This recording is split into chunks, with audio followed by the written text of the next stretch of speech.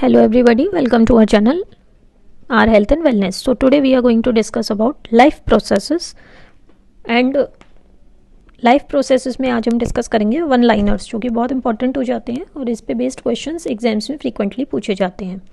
तो पहला क्वेश्चन आ जाता है आपका, what are the end products of aerobic respiration. Aerobic respiration की बात करें तो उसके एंड प्रोडक्ट्स हो जाते हैं carbon dioxide and water. Next question आ जाता है कि अमीबा के केस में ऑस्मोरेगुलेशन का काम कौन सा सेल ऑर्गेनील करता है, तो that is contractile vacuole. Next question आ जाता है, फंजाई में किस तरह का न्यूट्रिशन देखने को मिलता है, दैट इज हेटेरोट्रोफिक न्यूट्रिशन। अब हम ऐसे सेलुलर ऑर्गेनील्स के बारे में बात करते हैं जिनमें सेलुलर और एरोबिक रेस्पिरेशन होता है। को कौन सा ऐसा सेलुलर ऑर्गेनील है जिसमें सेलुलर एरोबिक रेस्पिरेशन होता है, दैट इज माइटोकॉन्ड्रिया। एंड कौन सा ऐसा सेलुलर ऑर्गेनील है जिसमें फोटोसिंथेसिस होती है, that is chloroplast. Next question आ जाता है आपका, कौन सा ऐसा सब्सटेंस है जो लार्ज इंटेस्टाइन में एब्जॉर्ब होता है, that is water.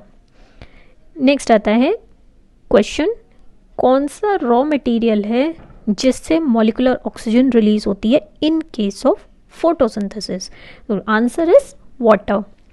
Next question आता है, ग्लाइकोलिसिस के केस में फॉस्फोराइलेशन रिएक्शन कितनी बार होता है, आंसर इज 2।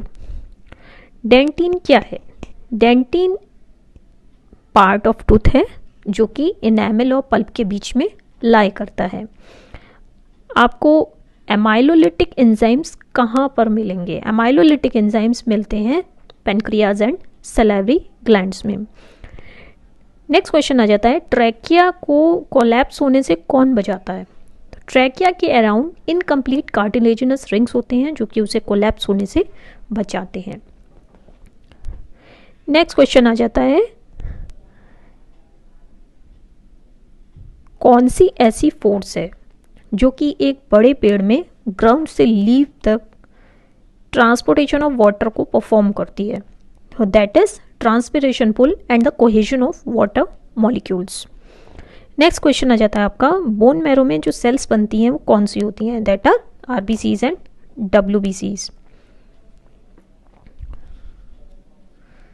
नेक्स्ट क्वेश्चन आ जाता है, इंटेस्टाइन में जो लैक्टियल्स होते हैं उनका फंक्शन क्या होता है, तो उनका फंक्शन होता है absorption of fatty acids and glycerol. Next question आ जाता है, सलाइवरी ग्लैंड्स के नाम बताइए, तो सलाइवरी ग्लैंड्स हो जाते हैं आपके पैरोटिड ग्लैंड, सब मैक्सिलरी ग्लैंड और सब mandibular gland and sublingual gland. Oesophagus में फूड की मूवमेंट कैसे होती है, ईसोफेगस में फूड की मूवमेंट होती है through the movement of peristalsis. Gastric digestion किस मीडियम में सबसे बेहतर होता है, तो गैस्ट्रिक डाइजेशन आपका सबसे बढ़िया होता है एसिडिक मीडियम में।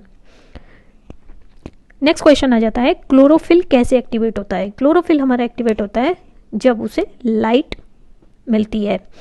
नाइट में फोटोसिंथेसिस नहीं होती क्योंकि क्लोरोफिल एक्टिवेट नहीं हो पाता है। अब नेक्स्ट क्वेश्चन आ जाता है, फोटोसिंथेसिस के प्रोसेस में जब वाटर स्प्लिट करता है उस प्रोसेस को हम क्या कहते हैं, तो उस प्रोसेस को हम फोटोलिसिस कहते हैं।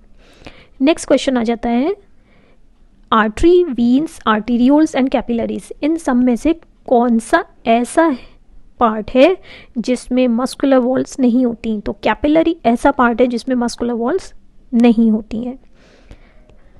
नेक्स्ट क्वेश्चन आ जाता है आपका, कौन सा ऐसा चेम्बर है हार्ट का जो ऑक्सीजनेटेड ब्लड लंग्स से रिसीव करता है, that is left atrium. Next question आ जाता है, जो आपका प्लांट होता है उसका जो वुडी स्टेम है उसमें रेस्पिरेशन और ब्रीदिंग कैसे होता है, तो उसमें स्पेशलाइज्ड सेल्स होते हैं जिनको हम लेंटिसेल्स कहते हैं, उसके थ्रू रेस्पिरेशन एंड ब्रीदिंग होता है।